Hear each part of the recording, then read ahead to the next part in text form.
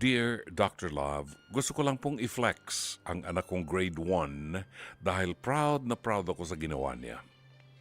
Ako po si Melissa, 35 years old, from Calamba, Laguna, married with one adorable son. Let's call him Jepoy. Nang minsang umuwi siya galing sa school, masaya niyang ipinamalita sa akin na meron daw siyang bagong best friend sa school. Mabait daw ang classmate niyang ito at tahimik lang sa klase. Dagdag pa niya, wala raw lumalapit o nakikipagkaibigan sa classmate niyang ito, kaya siya na lamang ang laging lumalapit at nakikipagkaibigan dito. Nang may time na inihatid ko siya sa school, nag-observe ako, Dr. Love. Totoo ngang tahimik lang ang best friend ni Jepoy at walang ibang batang lumalapit at nakikipag-usap dito. Proud naman ako kay Jepoy dahil sa ginagawa niya, lalo na't ginawa niyang best friend ang classmate niyang ito. Hanggang sa nakatanggap ako ng isang tawag mula sa number na hindi familiar sa akin. Nakuha raw niya ang number ko sa emergency contact sa likod ng ID ni Jepoy. Nang kinausap ko ito pala ang mami ng best friend ni Jepoy. Nagpapasalamat siya sa akin dahil kinakaibigan daw ni Jepoy ang kanyang anak. At kung dati ay ayaw pumasok ng anak niya sa school, ganado na raw itong pumasok dahil may best friend na raw siya sa school. Hindi nagtagal, nagkita kami ng mami na ito, and guess what? Naging super friends din kami. At kung may mga pagkakataon on weekends, magkasama naming ipinapasyal ang mga anak namin, bonding ng mag-best friend, kumbaga.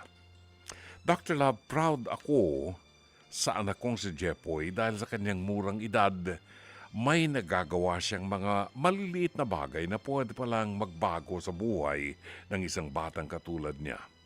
At ang bonus, nakahanap ako ng kaibigan sa katauhan ng nanay ng batang ito. Hanggang dito na lamang po, Dr. Love, at sana maging inspirasyon ng kwento kong ito sa inyong mga tagapakinig. Marami pong salamat. God bless.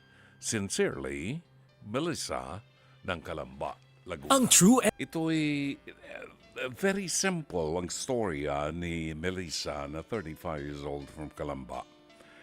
Ito ay pagpapatunay lamang, Melissa, maraming salamat sa iyong liham, ha? At unang-una, I'd like to congratulate you kasi yung anak mo na si Jepoy ay kumilos ng ayon doon sa mga itinuro mo sa kanyang values. Ang bata kasi, malaking porsyento ng kilos at ugali ng bata ay nakabase sa uri ng pakikipag-communicate natin sa kanila.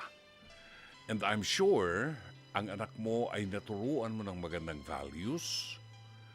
Ito'y pagpapatunay din na kahit sa mga bata, mayroon tayong mapupulot na mga aral. And I'm very, very proud of your son, Jepoy. At ang magandang nangyari dito, nagkaroon ka pa ng isang bagong kaibigan sa katauhan ng ina ni Jepoy. Sana'y lalong magtagal at lalong humaba ang inyong pagsasama, alagaan lang ninyo sa pagpapaliwanag at ang pagsasama ng dalawang magkaibigan. Maaaring merong mga pagkakataon na hindi sila magkaunawaan. Keep in mind that they are two different individuals. Pero kung nandyan kayo ng mga ina na gagabay sa inyong mga anak, lalaki na mabuti at responsable ang inyong mga anak. Congratulations. Sana'y natulungan ka ng palatuntunan ito. As always, Dr. Love. Mga kapatid, ito po si Brother June Banaag. Dito tayo sa totoo. Dito tayo sa True FM. Mag-subscribe at i-follow ang mga social media accounts at True Network PH sa FB, Instagram, X, YouTube, TikTok, and podcast.